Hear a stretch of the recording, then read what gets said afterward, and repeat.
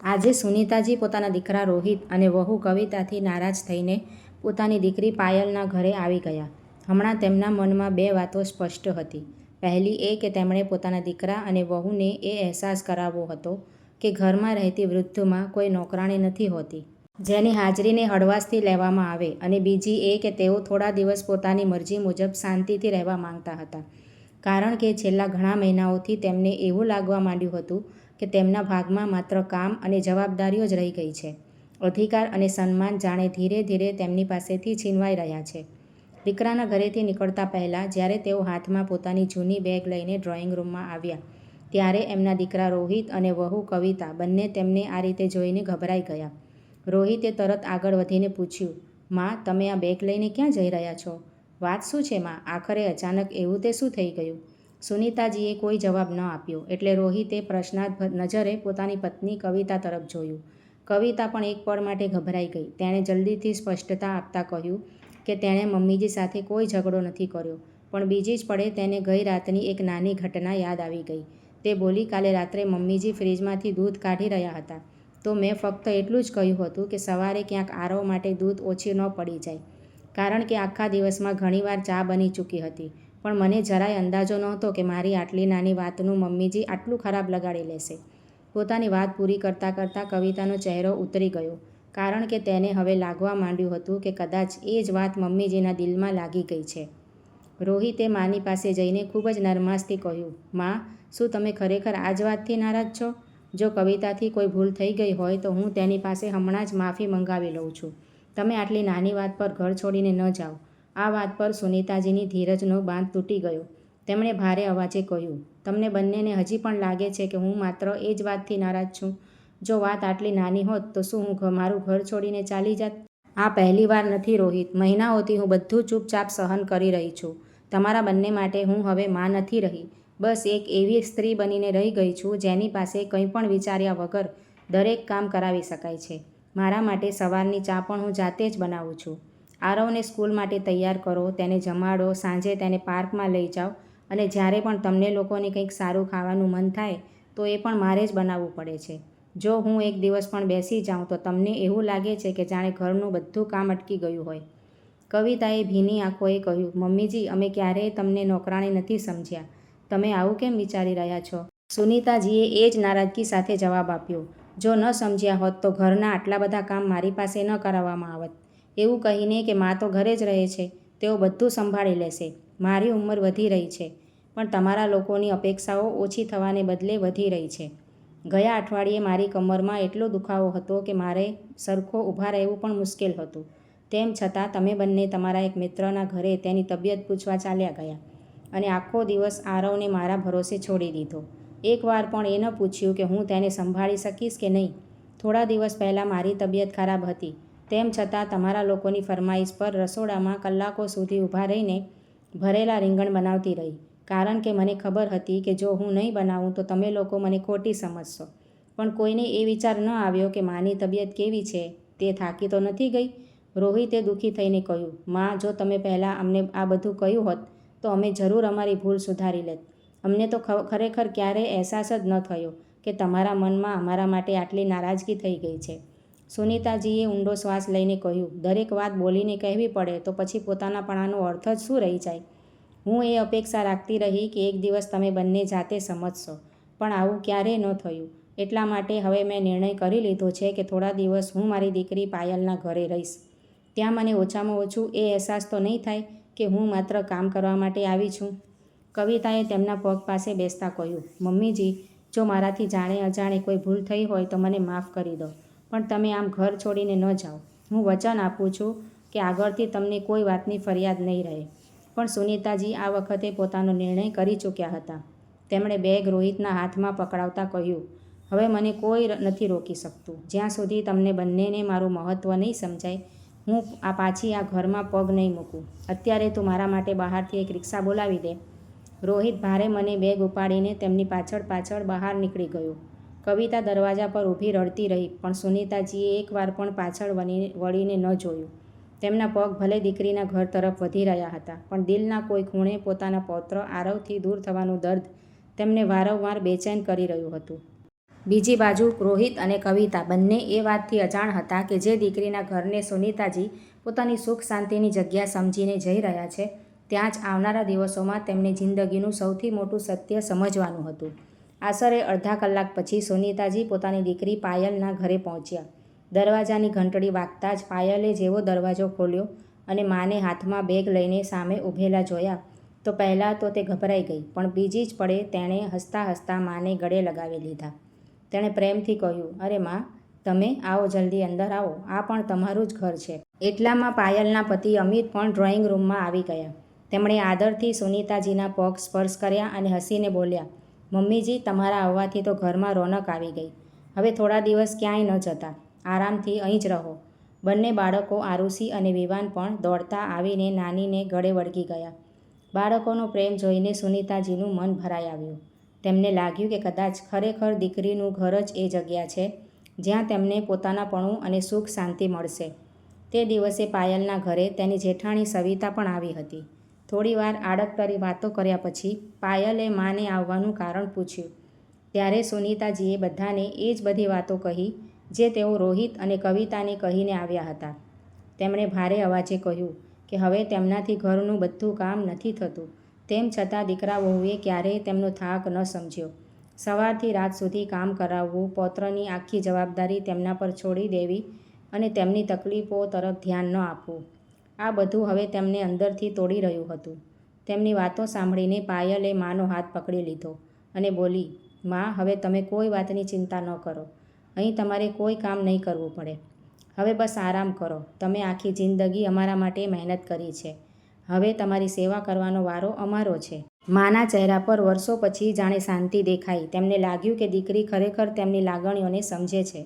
એ જ દિવસે પાયલે પોતાના હાથે મા માટે ચા બનાવી અને તેમનો મનપસંદ હળવો નાસ્તો પણ તૈયાર કર્યો. સાંજે બધાએ સાથે બેસીને જમ્યા. અમિતે પણ વારંવાર એ જ કહ્યું કે મમ્મીજી હવે કોઈ વાતની ચિંતા ન કરે અને જેટલા દિવસ મન થાય અહીં જ રહે. એ રાત્રે સુનીતાજી ઘણા દિવસો પછી કોઈ પણ ચિંતા વગર ઊંઘ્યા. તેમને લાગ્યું કે કદાચ તેમણે સાચો નિર્ણય લીધો છે.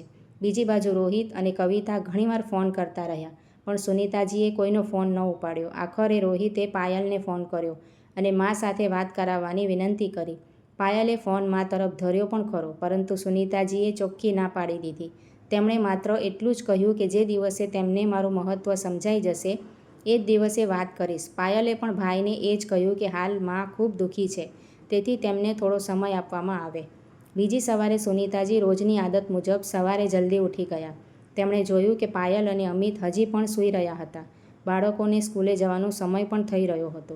તેમણે ચૂપચાપ રસોડામાં જઈને ચા મૂકી દીધી. પછી બાળકો માટે દૂધ ગરમ કર્યું અને તેમના ટિફિનની તૈયારી કરવા લાગ્યા.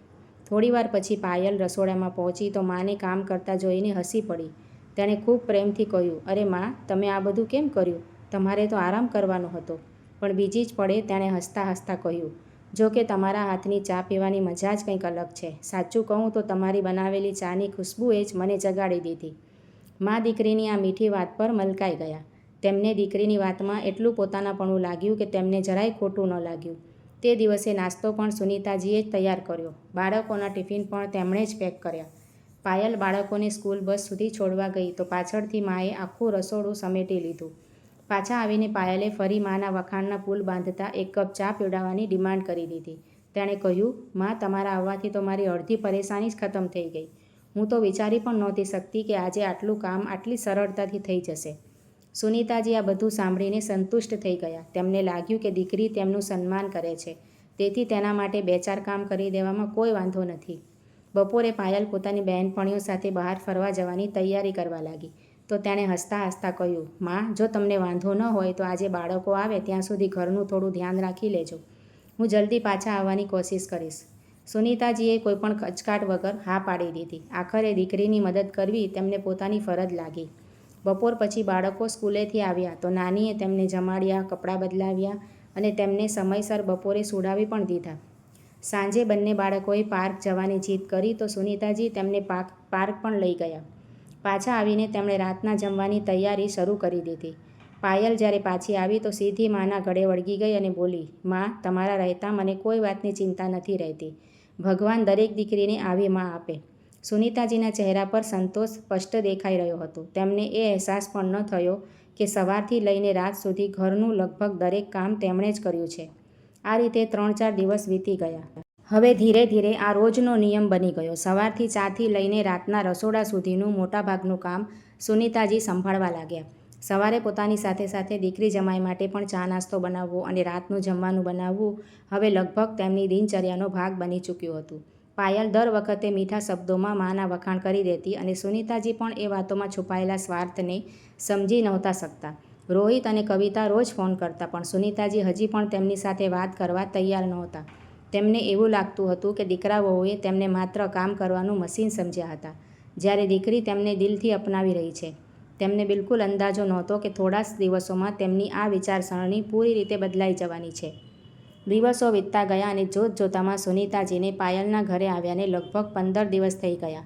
ઘરની આખી દિનચર્યા બદલાઈ ગઈ હતી. સવારે સૌથી પહેલાં ઉઠનારા સુનીતાજી જ હતા. પાયલ પણ સવારે ઉઠી જતી હતી, પણ તે માને ખૂબ પ્રેમથી કહી દેતી, "મા, તમે તો મારા કરતાં ઘણી વહેલી અને સારી રીતે બધું કામ કરી લો છો." મા દીકરીની આ વાતો સાંભળીને ખુશ થઈ જતી અને કોઈ પણ ફરિયાદ કર્યા વગર આખા ઘરની જવાબદારી પોતાના માથે લઈ લેતા. બાળકો અને અમિતના ઘરેથી નીકળી ગયા પછી પણ સુનીતાજીને આરામ કરવાની તક નહોતી મળતી. તેઓ આખા ઘરમાં કચરા પોતા કરનારી કામવાળી સાથે સામાન વ્યવસ્થિત કરતા, કપડાની ઘડીઓ કરતા, રસોડું સમેટતા, દાળ શાકભાજી સાફ કરતા અને બપોરના જમવાની તૈયારીમાં લાગી જતા. પાયલ આ દરમિયાન ક્યારેક કપડાં કબાટમાં ગોઠવવા લાગતી, ક્યારેક મોબાઈલ પર પોતાની બહેનપણીઓ સાથે વાતો કરતી અને ક્યારેક ટીવી જોતાં જોતાં માને હસીને કહી દેતી, "મા, તમારા હાથમાં તો જાદુ છે. તમે છો તો ઘર કેટલું સચવાયેલું લાગે છે." બપોરે જ્યારે અમિત જમવા માટે ઘરે આવતો તો પાયલ ખૂબ ગર્વથી કહેતી, "જુઓ, માએ આજે કેટલું સ્વાદિષ્ટ જમવાનું બનાવ્યું છે. હું તો લાખ કોશિશ કરી લઉં પણ મા જેવો સ્વાદ નથી લાવી શકતી." અમિત પણ હસીને સુનીતાજીના વખાણ કરી દેતો. બધાની ખુશી જોઈને સુનીતાજીને લાગતું કે દીકરીના ઘરમાં તેમની કેટલી કદર છે અને અહીંયા તેમના હાથના જમવાને ખરેખર પ્રેમ અને સન્માન મળે છે. ફરક માત્ર એટલો હતો કે અહીં તેમની પાસે પ્રેમભરી વાતોથી કામ લેવામાં આવી રહ્યું હતું, તેથી તેમને કંઈ પણ ખોટું નહોતું લાગી રહ્યું. એક સાંજે પાયલની જેઠાણી સવિતા કોઈ કામથી તેના ઘરે આવી. તેણે જોયું કે સુનીતાજી રસોડામાં રાતનું જમવાનું બનાવી રહ્યા છે, જ્યારે પાયલ ડ્રોઈંગ રૂમમાં બાળકો સાથે રમી રહી હતી. પાયલે હસીને કહ્યું, "ભાભી, માને તો કામ કર્યા વગર ચેન જ નથી પડતું. લાખ ના પાડો તો પણ માનતા જ નથી." સવિતાએ હસીને વાત તો ત્યાં જ પૂરી કરી દીધી, પણ તેની અનુભવી આંખો ઘણું બધું સમજી ગઈ હતી. જોતજોતામાં લગભગ 1 અઠવાડિયું વધુ વીતી ગયું. સુનીતાજી હવે પૂરી રીતે પાયલના ઘરના વાતાવરણમાં ભળી ગયા હતા. તેઓ પોતાની દીકરી સાથે સમય વિતાવીને ખુશ હતા. પાયલ પણ દરેક નાની મોટી વાત ખૂબ પ્રેમથી કહેતી, તેથી સુનીતાજીને ક્યારેય એ અહેસાસ જ ન થયો કે ઘરની મોટાભાગની જવાબદારીઓ હવે તેમના જ ભરોસે ચાલી રહી છે. એક દિવસ સાંજે અમિત ઘરે આવ્યો તો તેના ચહેરા પર ખુશી સ્પષ્ટ દેખાઈ રહી હતી. તેણે આવતા જ પાયલને કહ્યું, "સાંભળ, આજે ઓફિસમાં બોસે જણાવ્યું કે આવતા રવિવારે તેઓ પોતાની પત્ની અને બાળકો સાથે આપણા ઘરે ડિનર પર આવશે. આ મારા માટે બહુ મોટી વાત છે. જો બધું જ સારું રહ્યું તો કદાચ આવતા મહિને થનારા પ્રમોશનમાં પણ ફાયદો મળી જાય." આ સાંભળતા જ પાયલ પણ ખુશ થઈ ગઈ. તેણે તરત કહ્યું, "તો પછી ખાવા પીવાની આખી વ્યવસ્થા બહુ સરસ હોવી જોઈએ." થોડીવાર વિચાર્યા પછી પાયલ હસતી હસતી પોતાની મા પાસે પહોંચી અને ખૂબ પ્રેમથી બોલી, "મા, આ રવિવારે અમિતના બોસ પહેલીવાર આપણા ઘરે આવી રહ્યા છે. હું ઈચ્છું છું કે તેમને એવું જમવાનું ખવડાવીએ કે તેઓ હંમેશા યાદ રાખે. તમારા હાથના જમવાના તો દરેક લોકો વખાણ કરે છે. જો તમે જમવાનું બનાવી દેશો તો મારી ઇજ્જત પણ રહી જશે અને અમિત પણ બહુ ખુશ થઈ જશે." સુનીતાજીએ કોઈપણ અચકાટ વગર હા પાડી દીધી. બીજા દિવસથી જ તૈયારીઓ શરૂ થઈ ગઈ. કયા શાકમાં કયો મસાલો પડશે, મીઠાઈ શું બનશે, રાયતું કેવું હશે, પૂરીઓ બનશે કે તંદૂરી રોટલીઓ, મહેમાનો માટે કયા કયા પકવાન તૈયાર કરવામાં આવશે, આ બધાની યોજના પણ સુનીતાજીએ જ બનાવી. રવિવારની સવારથી જ તેઓ સતત રસોડામાં લાગેલા રહ્યા. ક્યારેક શાકભાજી કાપતા તો ક્યારેક મસાલા પીસતા, ક્યારેક મીઠાઈ તૈયાર કરતા. કલાકો સુધી રસોડામાં ઊભા રહ્યા પછી આખરે આખું જમવાનું તૈયાર થયું. સાંજે જ્યારે અમિતના બોસ પોતાના પરિવાર સાથે આવ્યા તો જમવાની મેજ પર રાખેલા પકવાન જોઈને દંગ રહી ગયા. પહેલો કોળિયો ખાતા જ અમિતના બોસ હસીને બોલ્યા, "અમિત, સાચું કહું તો આટલા સ્વાદિષ્ટ જમવાની અપેક્ષા નહોતી. તમારી પત્ની બહુ સરસ જમવાનું બનાવે છે." આ પહેલાં કે પાયલ કંઈ કહે, અમિત હસીને બોલ્યો, "સર, આનો પૂરો શ્રેય અમારા મમ્મીજીને જાય છે. તેમણે સવારથી એકલાએ આટલી મહેનત કરી છે." બોસ તરત ઉઠીને સુનીતાજી પાસે આવ્યા અને આદરથી બોલ્યા, માતાજી, તમારા હાથનો સ્વાદ ખરેખર લાજવાબ છે. આજનું જમવાનું અમે કદાચ ક્યારેય નહીં ભૂલીએ. મહેમાનો ગયા પછી અમિત બહુ ખુશ હતો. પાયલ પણ માને ગળે વળગી ગઈ અને બોલી, માં, તમારા રહેતા મને કોઈ વાતની ચિંતા નથી રહેતી. સુનીતાજી દીકરી અને જમાઈની ખુશી જોઈને હસી તો રહ્યા હતા, પણ સતત ઘણા કલાકોની મહેનતથી તેમનું શરીર પૂરી રીતે થાકી ગયું હતું. તેઓ પોતાના રૂમમાં જઈને સૂઈ ગયા. એટલામાં દરવાજાની ઘંટડી વાગી. સામે પાયલની જેઠાણી સવિતા ઊભી હતી. તે કોઈ કૌટુંબિક આમંત્રણનું કાર્ડ આપવા માટે આવી હતી. વાતચીત દરમિયાન પાયલ ખૂબ ગર્વથી કહેવા લાગી, ભાભી, આજે તો માએ એકલા જ આખું ડિનર સંભાળી લીધું. અમિતના બોસ એટલા ખુશ થયા કે વારંવાર જમવાના વખાણ કરતા રહ્યા. સવિતાએ હસીને સુનીતાજી તરફ જોયું અને સહજ ભાવે બોલી, માસીજી, આટલી મહેનત પછી તો બહુ થાકી ગયા હશો તમે. સુનીતાજીએ પણ હસીને કહ્યું, થાક તો છે બેટા, પણ બાળકોની ખુશી જોઈને બધું ભૂલી જાઉં છું. સવિતા થોડી પળો માટે ચૂપ રહી, પછી બહુ શાંત અવાજે બોલી, એક વાત પૂછું માસીજી, જો આજે આ જ મહેનત તમે રોહિતના ઘરે તેના કોઈ મહેમાન માટે કરી હોત તો શું ત્યારે પણ તમને એટલી જ ખુશી થાત, કે પછી તમને લાગત કે તમારી પાસે જરૂર કરતાં વધારે કામ કરાવવામાં આવી રહ્યું છે? સવિતાનો આ નાનો સરખો સવાલ સાંભળતા જ સુનીતાજી જાણે અંદર સુધી હલી ગયા. પહેલીવાર તેમણે કોઈના સમજાવ્યા વગર જાતે પોતાના મનથી બંને ઘરોની સરખામણી કરવાનું શરૂ કર્યું. તેમને અનુભવાયું કે મહેનત તો બંને જગ્યાએ સરખી જ હતી. કદાચ ફરક માત્ર તેમના દૃષ્ટિકોણમાં હતો.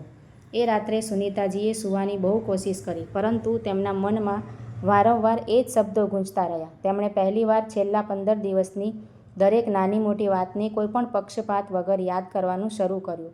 તેમને અહેસાસ થયો કે જે કામ કરવામાં તેઓ દીકરાના ઘરે અપમાન સમજી રહ્યા હતા, એ જ કામ દીકરીના ઘરે ખૂબ પ્રેમથી કરતા જઈ રહ્યા હતા. ફરક માત્ર એટલો હતો કે ત્યાં કવિતા સીધે સીધું કામ કહી દેતી હતી, જ્યારે પાયલ દરેક વાત મીઠા શબ્દોમાં કહેતી હતી. કામ તો બંને જગ્યાએ લગભગ એક જેવું જ હતું. ઉલટાનું પાયલ તો તેમની પાસે આખો દિવસ કંઈક ને કંઈક કામ જ કરાવતી રહેતી હતી. આ વિચારીને તેમનું માથું શરમથી ઝૂકી ગયું. બીજી સવારે સુનીતાજી જાણી જોઈને મોડા ઉઠ્યા. આટલા દિવસોમાં પહેલીવાર તેમણે પોતાની જાતને કહ્યું કે આજે જોઈએ ઘર કેવી રીતે ચાલે છે. જ્યારે તેઓ રૂમમાંથી બહાર નીકળ્યા તો પાયલ રસોડાના દરવાજે ઊભી રહીને તેમની રાહ જોઈ રહી હતી. માને જોતાં જ તે હસીને બોલી, અરે માં, આજે તમારી તબિયત તો ઠીક છે ને? હું તો વિચારી રહી હતી કે તમે ઉઠો તો ચા બનાવી દઉં, પણ તમારા હાથની ચાનો સ્વાદ જ અલગ હોય છે. ચાલો તમે ચા બનાવી દો, ત્યાં સુધી હું બાળકોને જગાડી દઉં છું. સુનીતાજી કંઈ પણ બોલ્યા વગર રસોડામાં ચાલ્યા ગયા. ચા બનાવીને બહાર આવ્યા તો પાયલ બોલી, માં, જો આજે તમે બટાકાના પરોઠા બનાવી દો તો અમિત બહુ ખુશ થઈ જશે. બપોર માટે દાળ પણ મૂકી દેજો અને બાળકોને સ્કૂલેથી આવ્યા પછી જમાડી પણ દેજો. આજે મારે બજાર પણ જવાનું છે. આટલું સાંભળતા સુનીતાજીના મનમાં હળવી પીડા ઉઠી. તેમને યાદ આવ્યું કે થોડા દિવસ પહેલાં પણ પાયલ આ જ રીતે મીઠા શબ્દોમાં એક પછી એક કામ બતાવીને ચાલી ગઈ હતી અને તેમણે કંઈ પણ વિચાર્યા વગર બધું કરી દીધું હતું. આજે પહેલીવાર તેમને અનુભવાયું કે દીકરીના મોઢાની મીઠાશ પાછળ તેની સુવિધા છુપાયેલી છે. તેમણે કંઈ ન કહ્યું અને ચૂપચાપ પોતાનું કામ કરતા રહ્યા. પણ હવે તેમની આંખો ખુલી ચૂકી હતી. બપોરના સમયે પાયલ પોતાની પાડોશણ સાથે વાત કરી રહી હતી. સુનીતાજી રસોડામાં હતા, તેથી પાયલને લાગ્યું કે માં તેની વાતો નહીં સાંભળી શકે. તે હસતા હસતા પડોશણને કહી રહી હતી, માના આવવાથી તો મારી બધી પરેશાની જ ખતમ થઈ ગઈ છે. પહેલાં બાળકો પાછળ ભાગો, પછી રસોડું સંભાળો, ઉપરથી અમિતની ફરમાઈશો અલગ. હવે બધું જ માં સંભાળી લે છે. સાચું કહું તો હવે કામવાળીની જરૂર પણ નથી લાગતી. પાડોશણે હસતા હસતા કહ્યું, તો પછી થોડા દિવસ વધારે રોકી લેને એમને. પાયલ પણ હસીને બોલી, હું પણ એ જ ઈચ્છું છું. જો માં જતી રહી તો પછી બધી જવાબદારી મારા માથે આવી જશે. આ બધું સાંભળતા જ સુનીતાજીના હાથ અટકી ગયા. તેમની આંખોમાં આંસુ આવી ગયા. તેમને પહેલી વાર સમજાયું કે દીકરીનું પ્રેમ સાચો જરૂર છે, પણ તેની સાથે તેનો પોતાનો સ્વાર્થ પણ જોડાયેલો છે. તેમને પોતાની વહુ કવિતાનો ચહેરો યાદ આવી ગયો, જે હંમેશા તેમની તબિયત પૂછતી હતી, સમયસર દવા આપતી હતી અને દરેક તહેવાર પર સૌથી પહેલાં તેમના માટે નવી સાડી લઈને આવતી હતી. હા, તેનાથી પણ ભૂલો થતી હતી, પણ તેણે ક્યારેય મીઠી વાતોની પાછળ પોતાનો ફાયદો નહોતો છુપાવ્યો. સાંજે જ્યારે અમિત ઘરે આવ્યા તો સુનીતાજીએ બધાને પોતાની પાસે બેસાડ્યા. તેમણે બહુ શાંત અવાજે કહ્યું, પાયલ બેટા, હું કાલે મારા ઘરે પાછી જઈ રહી છું. પાયલ ચોંકી ગઈ. તેણે તરત જ કહ્યું, માં, શું મારાથી કોઈ ભૂલ થઈ ગઈ? સુનીતાજીએ પ્રેમથી તેનો હાથ પકડી લીધો અને બોલી, ના દીકરી, ભૂલ તારાથી ઓછી અને મારાથી વધારે થઈ છે. મેં સંબંધોને બરાબરીની નજરે જોવાનું જ છોડી દીધું હતું. મને લાગ્યું છે કે દીકરી જમાઈ માટે કરવામાં આવેલું દરેક કામ પ્રેમ હોય છે અને દીકરાઓ માટે કંઈ પણ કરવું મજબૂરી બની જાય છે.